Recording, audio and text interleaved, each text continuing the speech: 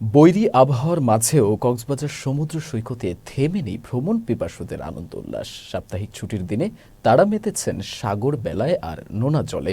সমুদ্র স্নানে নিরাপত্তার জন্য লাল পতাকা টাঙানো হলেও মানছেন না অনেকেই। তবে সতর্ক অবস্থায় রয়েছে লাইফগার্ড কর্মী, ট্যুরিস্ট পুলিশ ও বিচ কর্মীরা।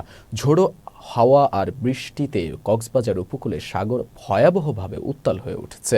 শুক্রবার সকাল থেকে জোয়ারের পানির উচ্চতা স্বাভাবিকের চেয়ে 4 থেকে 5 ফুট বেড়েছে। এদিকে ভ্রমণ পিপাসুরা বলছেন বৈরী আবহাওয়ায় বাড়িয়ে দিয়েছে আনন্দের মাত্রা। মাত্র আসছি, এখন একটু দেখতেছি, এখন তো ভিড় অনেক বেশি, ঈদের সিজন, ভালো লাগতেছে। এত সুন্দর সমুদ্র, আশেপাশে অনেক ঘুরছি ফিরছি, খাওয়া দাওয়া করছি, অনেক ভালো লাগছে। জাস্ট হোটেল রেন্টটা অনেক দ্বিগুণ না ট্রিপল, অনেক বেশি। এটাই প্রবলেম, সাধারণ মানুষের জন্য এটা প্রবলেম।